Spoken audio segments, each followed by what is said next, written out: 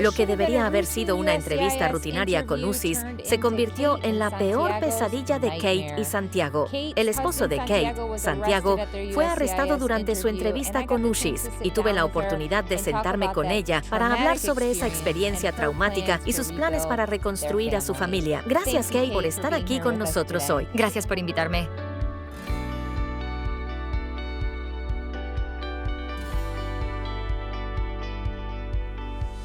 Bienvenida, Kate. Ojalá nos estuviéramos reuniendo en otras circunstancias. Estamos aquí porque, lamentablemente, tu esposo fue detenido durante una entrevista con Usis. Sí, así fue. Era nuestra entrevista del I-130.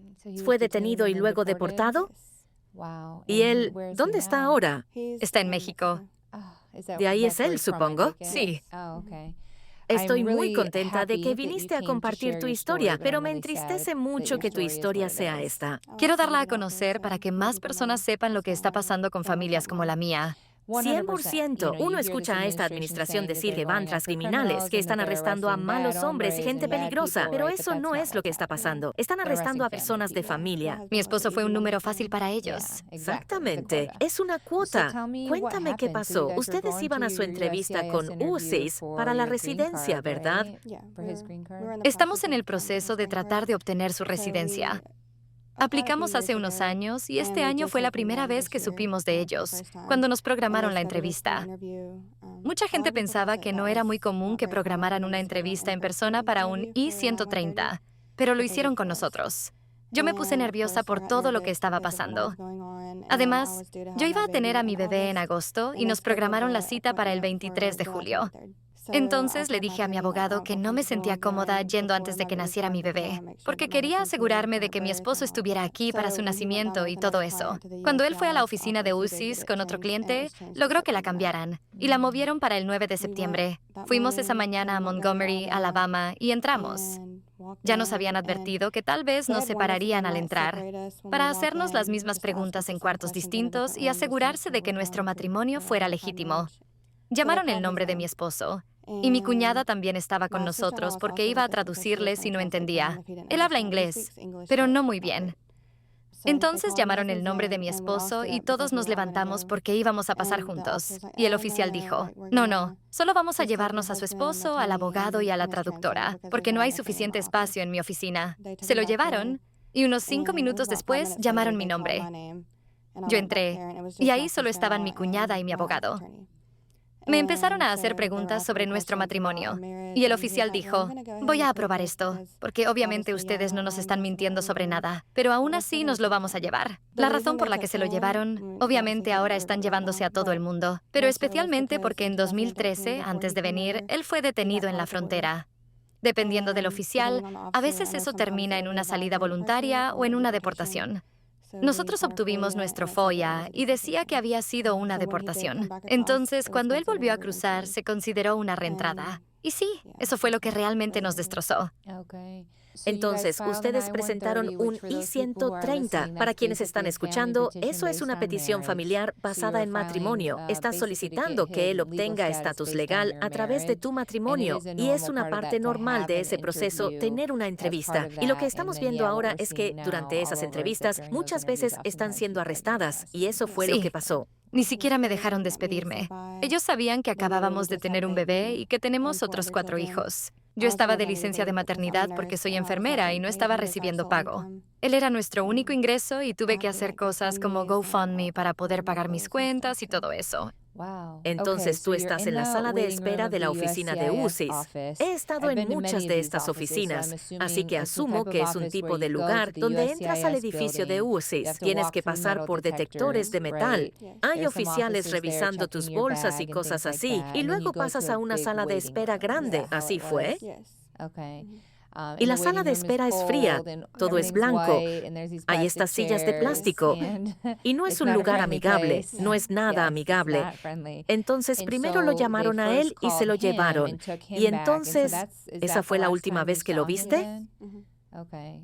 Hasta que lo vi en México. ¿Hasta que lo viste en México? Lo llamaron y se lo llevaron. Y según tu entendimiento, lo arrestaron de inmediato. Sí. Yo no sabía a dónde se lo llevaban. No me querían decir nada. El oficial de ICE me dijo que me calmara, que tal vez podría sacarlo con algo así como donde tienen que ir a reportarse cada mes. Solo estaba tratando de tranquilizarme en ese momento. ¿El oficial de ICE? Y eso fue todo. Llamé y me dijeron que podía usar su número A para buscarlo en línea y ver su ubicación. Así que eso fue lo que empecé a hacer. Estuvo detenido en una cárcel local cerca de ahí por unos 2 días y luego lo enviaron a un centro de detención en Luisiana. Fuimos a verlo una vez allá con los niños y solo estuvo ahí 7 días y luego lo deportaron. Eso fue muy rápido. Entonces, ¿te llamaron desde la sala de espera? ¿Era un oficial de ICE y uno de UCIS los que estaban en el cuarto? Fue un oficial de UCIS quien me llamó, pero luego el oficial de ICE entró al cuarto mientras yo estaba respondiendo las preguntas. Y simplemente te dijo que se iban a llevar a tu esposo. ¿Te dijo por qué? Tenía que ver con la reentrada. Pero fuera de eso, ni siquiera tenía una infracción de tránsito en los más de 12 años que estuvo aquí. No tenía absolutamente nada en su contra. Pagaba impuestos. Hacía todo lo que se suponía que teníamos que hacer. ¿Y tenía un récord criminal limpio y todo eso? Tanto aquí como en México. Dijiste que llegó en 2013. Entonces había estado aquí desde 2013. Todo ese tiempo. ¿Cuántos hijos tienen ustedes? Tengo 5. Mi hija tiene 12 años. Su padre falleció. Él me ha ayudado a criarla desde que tenía 1 año. Y luego tenemos 4 hijos más. Son 5 hijos en total. Y él tenía un buen trabajo, un trabajo estable. Era líder de equipo. Era uno de los favoritos de su jefe. Es una empresa grande. ¿Un buen historial laboral? ¿Qué dijo él sobre cómo fue su experiencia al ser arrestado? Dijo que no fueron groseros con él. El oficial de ICE fue como, me están obligando a hacerlo. ¿Cómo te sentiste o cómo reaccionaste en ese momento cuando supiste que lo habían arrestado? No sabía qué iba a hacer. Porque más allá del hecho de que se estén llevando a la persona que amas, también hay implicaciones muy prácticas. Él es quien trabaja, tú estás de licencia de maternidad, así que estabas pensando en todo eso, me imagino. Lo siento, no, está bien. Es realmente lamentable que estén separando a las familias de esta manera. No es justo en absoluto. Debería haber una forma para los que no tienen antecedentes criminales. Y siento que lo de la reentrada es algo que le pasa a mucha gente, y ni siquiera son conscientes de que eso es lo que es. ¿Verdad? No lo sabes, porque asumo que fue tu abogado quien te dijo que en la frontera podía haber una salida voluntaria o podía haber una deportación. Y en el momento en que decidimos seguir el camino que íbamos a tomar, él nos dijo que era completamente a discreción de ellos. Probablemente no va a pasar, pero podría pasar. Y vamos a intentar hacer eso y presentar el I-601 y el 212 y todo eso. Tuvimos la aprobación de la primera parte. Sí, obtuvieron aprobado el I-130, entonces ahora pueden hacer el 601. He tratado de hacer el FOIA yo misma para no pagar más honorarios de abogado, porque ya habíamos pagado más de $12,000. Solo para ver qué es lo que él tiene en su contra, para ver qué es lo que podemos hacer después. También presentamos una visa U para él, porque fue víctima de un asalto a mano armada hace mucho tiempo. Y nos dijeron, podemos intentar eso. Así que hicimos todo eso. Lo mandamos a hablar con un psicólogo y todo eso. Y sí teníamos un buen caso y lo presentamos. Así que eso está pendiente. Pero lo presentamos literalmente al día siguiente de que se lo llevaron. Eso es triste. Entonces, desde un punto de vista práctico, ¿cómo estás sobrellevando que él no esté aquí? Al principio no estaba bien, pero siento que ahora está mejorando. Tuvimos que vender nuestra casa. Y mi hijo de 1 año está ahora en México con él. Y mi hijo de 9 años también. Acabo de llevar a mi hijo de 9 la semana pasada. La próxima semana llevaré al de 4 años, así que ya serían 3 allá. Y mi plan es trabajar en California y vivir del lado mexicano de la frontera. Así que ya solicité mi licencia de enfermería en California y estoy esperando a que llegue para que podamos mudarnos juntos. Entonces todos van a vivir en México y tú solo cruzarías la frontera para trabajar. Eso es muy valiente de tu parte. Y organizar todo eso bajo circunstancias tan traumáticas. Sí. Así que solo he tenido que ir marcando una cosa de la lista a la vez para que todo esto funcione. Pero poco a poco vamos avanzando. Estoy impresionada con tu determinación para seguir adelante. Gracias. Él tiene familia en México que pueda ayudarlo. Tiene a su mamá y a sus hermanas y tiene mucha familia allá. Ok, eso es bueno. Entonces tienen apoyo familiar. Dijiste que fuiste a visitarlo. ¿Cómo está él? Siento que está un poco mejor que yo, porque está con su familia y no había estado allá en mucho tiempo. Él quiere estar aquí con nosotros y tener nuestra vida normal y todo eso, pero siento que está bien. ¿Cómo fue para él la experiencia de estar detenido fueron como 7 días, ¿verdad? Dijo que conoció a muchas personas que estaban detenidas con él. Algunos tenían visas de trabajo, sin antecedentes criminales. Dijo que había personas legales ahí. Personas con estatus legal. Él estaba con las personas que no tenían ningún delito, ningún récord criminal, como en los uniformes azules. Así que sí conoció a buenas personas. Y dijo que hacía muchísimo frío ahí adentro. La comida estaba bien. Y yo estaba muy preocupada por si estaba comiendo y si estaba cómodo. Fue traumático. Solo me alegra que ya no esté ahí y que al menos esté con su familia. Sí, gracias a Dios. Yo empecé este bufete de abogados porque mi esposo era indocumentado. Él es de Costa Rica y llegó a Estados Unidos en 2001 y llevamos mucho tiempo juntos. Pero cuando empezamos a considerar el matrimonio, fuimos a hablar con muchos abogados de inmigración. Yo era abogada, pero en ese momento no era abogada de inmigración. Todos los abogados de inmigración nos decían algo como, sí, no hay nada, no hay un caso que se pueda hacer, no hay nada que puedan hacer, deberían esperar. Obama era el presidente. Obama va a hacer una reforma migratoria, va a mejorar. Él va a entrar dentro de la reforma. Si ustedes intentan presentar un caso y se lo niegan, van a venir y se lo van a llevar. Así que esperamos, y esperamos, y esperamos. Cada año hablábamos con otro abogado y obteníamos la misma respuesta. Y un día estaba trabajando un sábado. Trabajaba en un bufete de abogados. Tenía un hijo que en ese entonces tenía como 11 o 12 años. Era sábado y mi esposo trabajaba en construcción. Él renovaba complejos de apartamentos. Ese día llevó a mi hijo a trabajar con él. Fueron a un pueblo como a 45 minutos de distancia para hacer algún trabajo. Yo estaba trabajando tranquilamente en mi oficina y recibo una llamada de mi hijo totalmente alterado. Mamá, están arrestando a Juan sin razón. Y yo como, ¿qué quieres decir? ¿Qué está pasando? Tratando de entender qué estaba ocurriendo. Y sí, también lo arrestaron a él. Y eso fue muy duro. Yo era abogada, así que pude ir a verlo a la cárcel. Cuando lo tenían en la cárcel común, fui a verlo en esa situación tan horrible. La expresión en su cara, la impotencia. Y sabes, la gente ahí no es precisamente amable. Fue simplemente horrible. Fue una tortura. Así que sé exactamente a lo que te refieres. Pensé que era buena idea al menos que mis hijos pudieran verlo. Pero cuando lo vieron detrás de ese vidrio y con el uniforme que llevaba puesto, simplemente no estuvo bien. Es desgarrador. ¿Cómo manejaron eso tus hijos? Mi hijo de 9 años fue el que más lo sufrió. Lloró muchísimo. De hecho, tuve que llevarlo al hospital la noche en que pasó todo, porque lloró tanto. Estaba vomitando. Decía que le dolía muchísimo el estómago, así que sí tuvo que ir al hospital, pero era solo estrés. Y luego, mi hijo de 4 años, él estaba bien. Está bien hasta que lo vio y decía, no estoy llorando, pero tenía las lágrimas bajándole por la cara.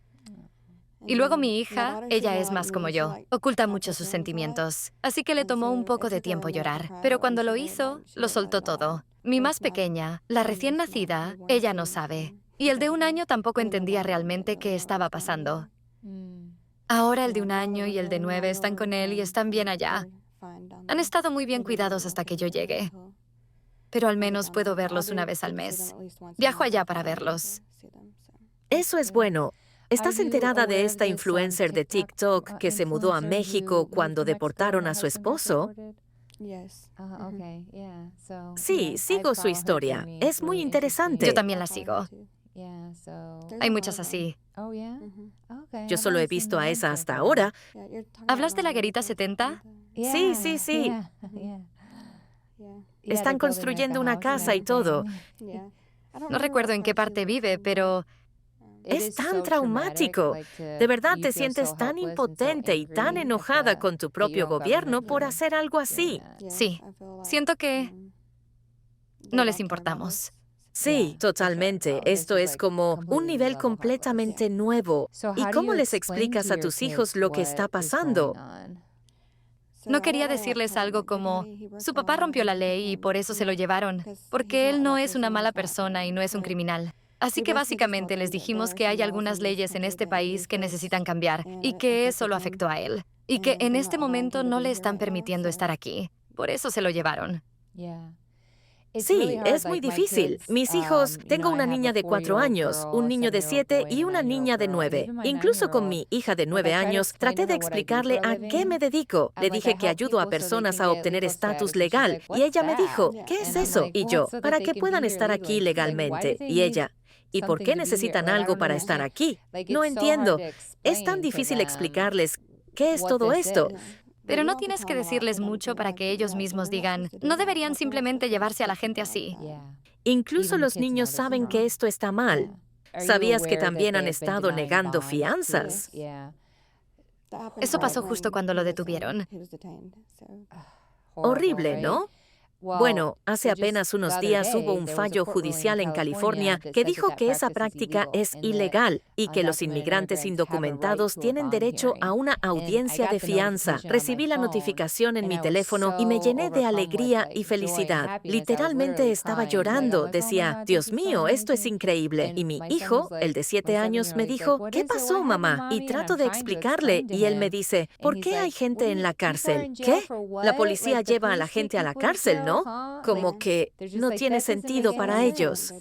Están atrapados en medio de todo esto. Sí, ni siquiera lo comprenden, simplemente se siente mal.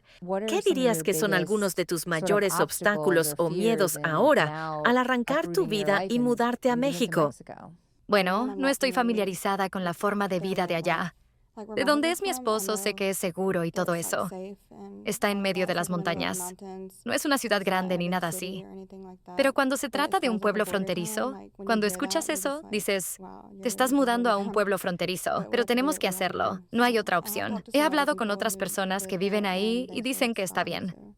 Pero en cuanto a arrancar a mis hijos de su vida, eso es lo que probablemente más me enoja. No hablan español. Lo entienden un poco, pero no lo hablan. Están acostumbrados a esta forma de vida. Así que no es justo. No es justo. Tienen que dejar a sus amigos y a su familia. No es lo que ustedes hubieran elegido para ellos. ¿Tu esposo te contó algo más sobre su experiencia estando detenido? Por ejemplo, ¿cuántas personas había en la celda con él? Si podía salir a hacer ejercicio o cómo era la comida. Estaba en una sala decía que había como 70 u 80 personas. Había literas. Hacía frío. Sí podía salir a hacer ejercicio. Tenían básquetbol y fútbol. La comida, dijo que era mucha lechuga y cosas saludables, lo cual a él le parecía bien. Pero dijo que podía comprar ramen, salsa picante y tortillas. Dijo que había algunas personas un poco locas, pero no muchas. Pero sí dijo que había gente de todas partes, que no eran solo hombres latinos. Dijo que había muchos rusos. Interesante. ¿Pudiste hablar con él por teléfono? En la primera cárcel donde estuvo, las llamadas eran de 3 minutos. Pero cuando llegó al centro de detención, tenían tabletas. Tenían que compartirlas. Había como 5 tabletas y se turnaban. Cuando había disponibilidad, podía llamarme por FaceTime. Y podía llamar prácticamente a cualquier hora, siempre y cuando tuviera dinero. Entonces tuvieron que pagar por eso. Él tenía dinero con él cuando lo arrestaron, así que simplemente usó ese dinero. ¿Y se lo permitieron? Porque he escuchado de personas que cuando las arrestan, el dinero lo guardan para cuando salen no pueden usarlo. Pero por lo que dices, parece que a él sí se lo dejaron usar. Sí le permitieron ponerlo en su cuenta. ¡Oh, qué bueno!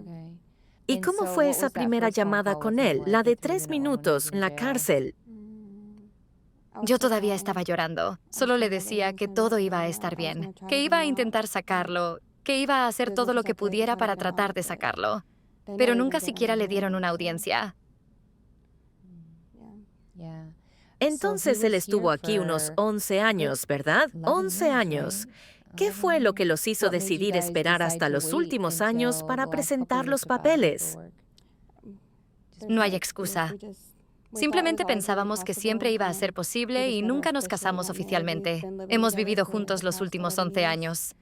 Así que un día fuimos y nos casamos en el juzgado. Y fue como, bueno, ya deberíamos hacer esto. Y simplemente asumimos que iba a ser posible, porque siempre habíamos escuchado de personas a nuestro alrededor que obtenían su green card. Ni siquiera sabíamos que lo de la reentrada iba a ser un obstáculo hasta que fuimos a ver a un abogado. Entonces fueron a ver a un abogado y les dijo, esto podría ser un problema, pero vamos viendo. Lo que finalmente me hizo decir, ya no puedo vivir así y voy a presentar el caso, fue primero la detención de mi esposo. Eso fue horrible. Pero segundo, él era muy cercano a su mamá. Ella se enfermó y falleció. Horrible. Él agonizó por mucho tiempo pensando si ir a verla o no. Y al final no fue. Y hasta el día de hoy sigue hablando de eso. Entonces eso pasó. Y luego Trump ganó su primera presidencia. Y yo pensé, Dios mío, tenemos que hacer algo. Y eso fue lo que finalmente me impulsó a presentar un caso para él. ¿Hubo algo así que te impulsara a decir, tenemos que movernos ya? Siempre hemos sido conscientes de que teníamos que hacerlo. Pero creo que el miedo de que tal vez lo pararan, lo detuvieran y se lo llevaran. Sí, simplemente pensaron, mejor hacerlo ahora. ¿Hay otras personas en la comunidad, amigos, compañeros de trabajo o familiares que sepas que también hayan sido detenidos? Antes de que lo detuvieran a él, no. Después, sí, varias mamás, mujeres en Alabama, se comunicaron conmigo que también tenían esposos detenidos. Una de ellas tuvo a su bebé 3 días antes que yo, y a su esposo lo detuvieron. Era su primer bebé y él no pudo estar presente. Y de hecho, ayer lo dejaron salir. ¿Aquí en Estados Unidos? Sí, ganó su caso. Increíble, hay esperanza. Y conoció a su bebé por primera vez ayer.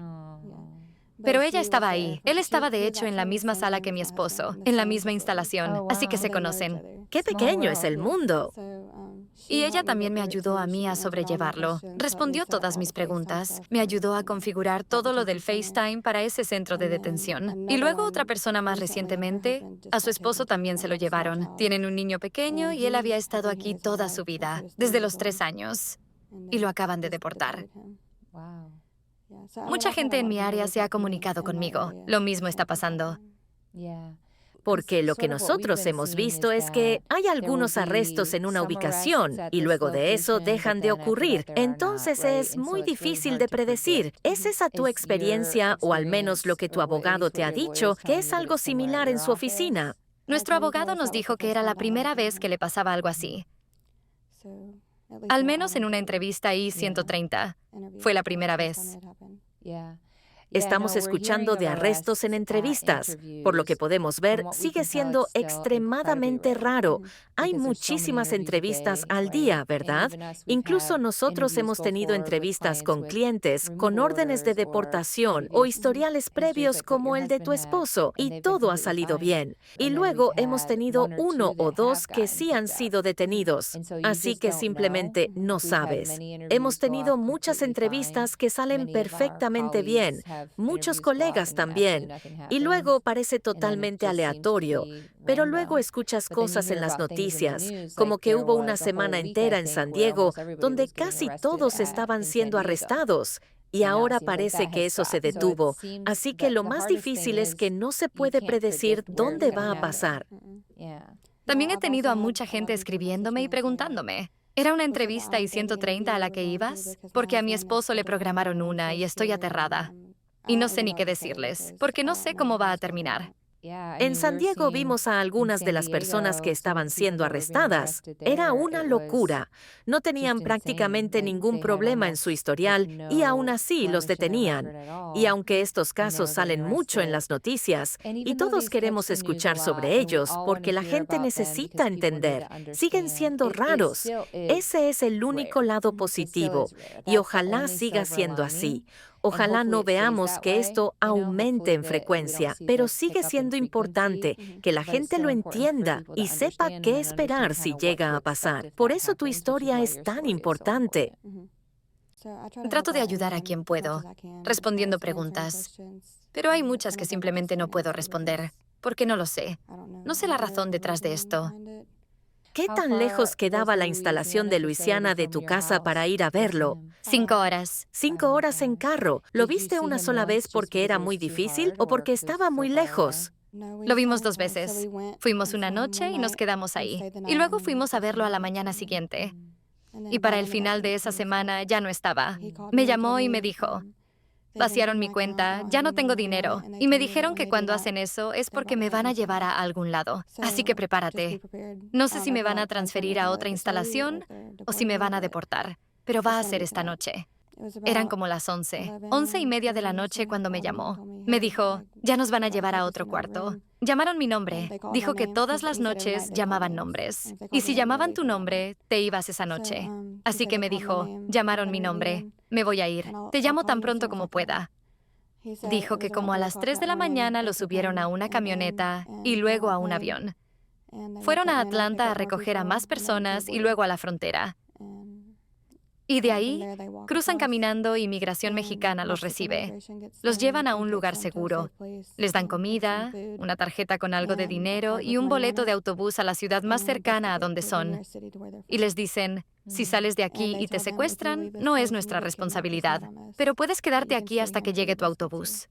¿Eso es lo que dicen las autoridades migratorias en México? ¿Él tenía un boleto para su pueblo? Él tenía un boleto a la ciudad más cercana a su pueblo, y ahí fue donde me encontré con él. ¿Qué ciudad es esa? Querétaro. ¿Qué tan lejos queda de donde él vive? Como 2 horas y media. ¿Cómo pudieron encontrarse en esa ciudad? Mi cuñada voló conmigo.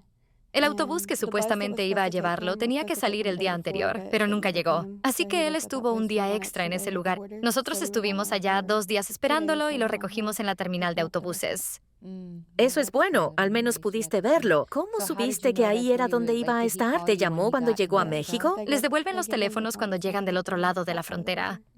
Entonces te llamó y te dijo algo Estoy en como, México. oye, ya estoy en México, encuéntrame en la estación de autobuses. ¿Cómo reaccionaste cuando escuchaste que ya estaba en México? Fue como que la realidad me cayó de golpe. Ya de verdad no está aquí. Pero al mismo tiempo sentí alivio de saber que ya no estaba encerrado. Sí, porque eso es una tortura. Estar detenido es estar en la cárcel. Dicen detención, que suene más bonito, pero es cárcel. Y esa fue la primera vez que él regresó a casa en todos esos años. Probablemente fue algo agridulce. Ese mismo día manejamos hasta su pueblo. Su mamá tiene residencia, así que ella lo había visto recientemente, antes de que pasara todo esto, porque había venido para acá. Pero aún así, verlo allá fue muy emotivo. Ella estaba llorando, así que él estaba en casa con su mamá, sus hermanas y mis 2 hijos. ¿Ahí es donde te vas a quedar al principio cuando te mudes para allá? Vamos a ir directo a Baja California. ¿Al pueblo fronterizo? ¿Cuándo crees que hagan ese cambio? Tan pronto como reciba mi licencia de enfermería de California. ¿Cuánto tarda eso? Yo diría que unos 3 meses.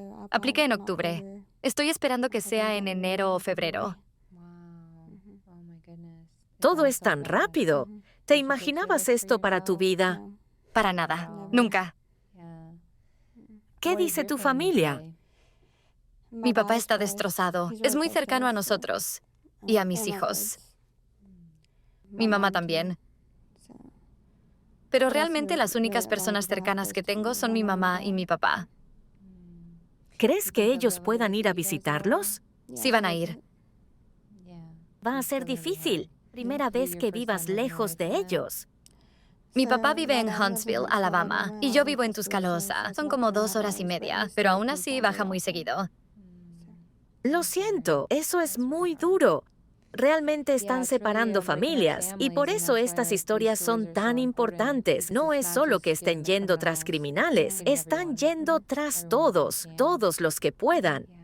¿Hay algo que le dirías a personas que están pasando por una situación como la tuya o que están pensando en tratar de arreglar su estatus legal o que han esperado mucho tiempo como ustedes? ¿Algún consejo o pensamiento? Si tienes una entrevista próxima, va a ser lo que tenga que ser y simplemente vas a tener que hacer lo que tengas que hacer para salir adelante. La familia es lo primero, así que lo mejor es mantener a tu familia unida. Haz todo lo que puedas para mantener a tu familia unida. Entonces, si él obtiene la visa U, ¿el plan sería regresar? cuánto tiempo podría tardar eso? Por lo que he escuchado, como de 5 a 7 años o más. No estoy segura. ¿Y tus hijos cómo se sienten? ¿Como que se van a reunir de nuevo? Mi hijo de 9 años está bien estando con su papá. Extrañaba mucho a su papá y después de que se lo llevaron empezó a portarse mal conmigo, tanto en la escuela como en casa. Recibí varias llamadas de la escuela y eso nunca había pasado antes. Así que le dije a su maestra, voy a retirarlo y enviarlo con su papá hasta que podamos mudarnos todos juntos. Y ella estuvo de acuerdo en que eso era lo mejor. Lo hicimos y él no ha tenido ningún problema. Está completamente bien.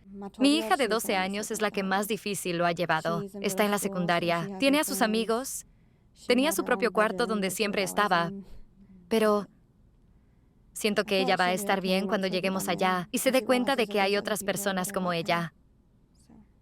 Sí, y especialmente estando en un pueblo tan cerca de la frontera, va a hacer amigos y... Sí, de verdad siento mucho que tu familia esté pasando por esto, pero eres muy fuerte y tu mensaje, la familia es lo primero y hacer lo necesario para mantener a tu familia unida, es inspirador.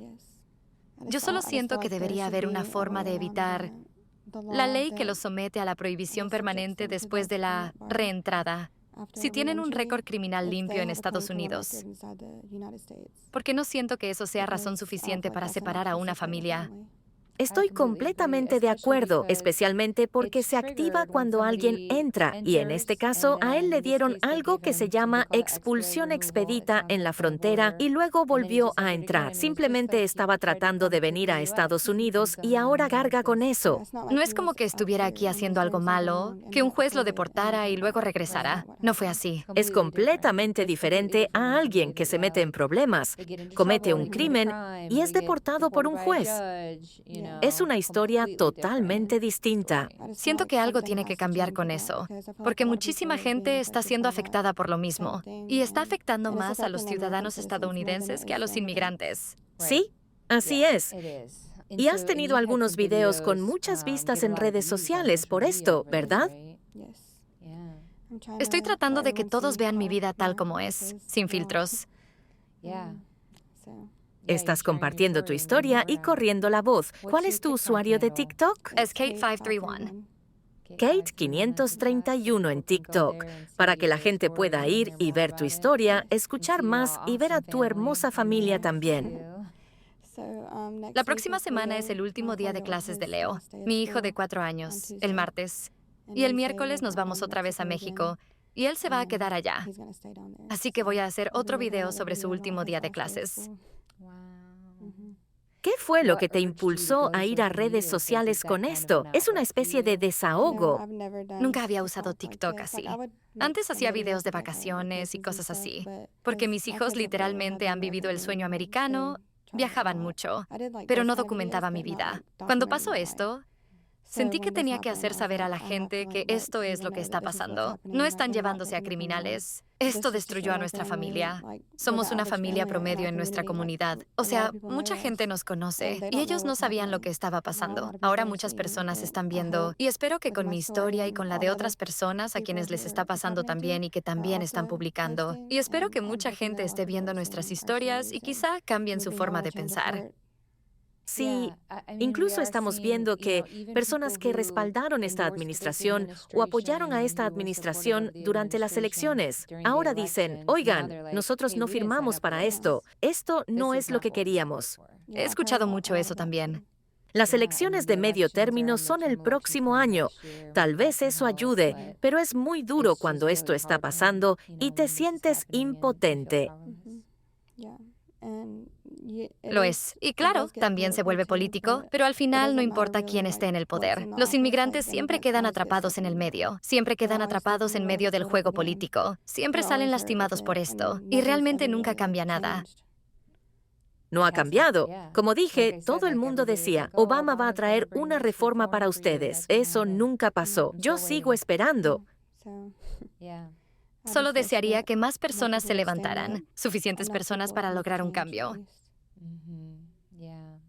Nosotros tratamos de correr la voz para mostrar exactamente lo que tú estás diciendo, que no son criminales, son personas comunes, son personas de familia, son personas que han estado aquí por décadas, solo trabajando, sin delitos, contribuyendo a la sociedad, pagando impuestos, siendo buenos esposos y padres, madres, hermanas. El gobierno perdió dinero al deportar a mi esposo porque, como dije, él pagaba impuestos. Nunca usamos ningún tipo de ayuda pública en todo el tiempo que estuvo aquí. Así que cuando se lo llevaron y yo no estaba trabajando, tuve que solicitar cupones de comida por primera vez en mi vida. Entonces perdieron a un contribuyente y ganaron a una solicitante de asistencia. Y sí me aprobaron al menos durante mi licencia de maternidad. Porque tenemos muchos hijos y yo no estaba trabajando. Así que sí, perdieron al deportarlo. Definitivamente, cuando deportas a miembros productivos de la sociedad, también afecta a la economía. Tú estabas de licencia de maternidad y ahora parece que tienes que cambiar de trabajo por completo porque tienes que buscar uno en California. Ya regresé al trabajo en el que estaba antes. Solo trabajo los fines de semana, así que eso es bueno para mis hijos. Pero sí, mi jefe ya sabe que va a llegar el día en que voy a tener que avisar que me voy, porque todo el mundo sabe lo que está pasando. ¿La gente ha sido solidaria contigo? Sí. He recibido muchísimo apoyo, de amigos y familia, y mucha ayuda con mis hijos. No sabía que tanta gente iba a estar ahí para mí cuando pasó todo esto, porque algo así nunca nos había pasado como familia. Pero sí, todos los que nos han conocido, por las guarderías y las escuelas de los niños, los maestros, otros padres llevando snacks a la escuela para mis hijos, los doctores con los que trabajo, llevaron un montón de cosas a mi casa. Todo el mundo ayudó. Eso es muy bonito. ¿Todos sabían que tu esposo era indocumentado o fue una sorpresa para ellos cuando pasó esto? Puede que para algunos haya sido noticia, pero la mayoría ya lo sabían. Me alegra mucho que estés recibiendo ese apoyo. Eso es muy bueno. Y con las redes sociales, la gente se interesa en este tipo de cosas. Da miedo. Otra situación de la que he escuchado mucho también es la de personas que han vivido aquí toda su vida y luego las deportan a un país donde ni siquiera tienen familia y ni siquiera hablan el idioma. Eso es aterrador. Eso fue lo que pensé cuando hablaste del esposo de tu amiga, que había estado aquí desde los 3 años. Tal vez habla el idioma, no lo sé, pero lo más probable es que no. Y ves estas historias en redes sociales de personas que llegaron aquí, siendo tan pequeñas, no hablan español y simplemente las dejan en medio de un lugar que no conocen. Es muy triste. ¿Has sabido de personas así? La que mencioné, el esposo de ella. Su papá estaba allá, pero ella me dijo que él realmente no conocía a su padre, pero era donde iba a quedarse hasta poder ver qué hacer. De verdad, muy triste. Están arrancando la vida de muchísimas personas. Bueno, quiero agradecerte de nuevo, Kate, por compartir tu historia. Gracias a ti por invitarme. Por supuesto, nosotros seguiremos luchando desde aquí. Tú sigue difundiendo el mensaje y ojalá algo cambie. Gracias. De nada.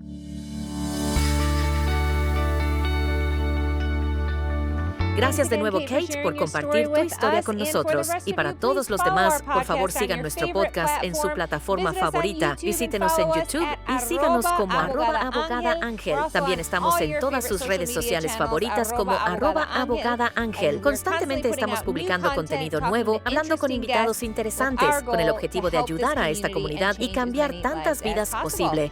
Hasta la próxima. Amigos, siempre nos preocupamos por la transparencia y quiero que quienes que nos están escuchando tengan claro que soy una dueña y abogada de una firma de abogados que se llama Abogados Lisinski Law. Es una firma de abogados de inmigración dedicada a cambiar la vida de la mayor cantidad de personas posible, especialmente para las personas que buscan alcanzar el estatus legal. Este podcast está separado de mi firma, sí, pero me escucharon mencionándola y quizás promocionándola en este espacio. Y también transmitiremos este podcast a nuestros seguidores en las cuentas de redes sociales de nuestra firma. ¿Qué significa todo esto para ustedes?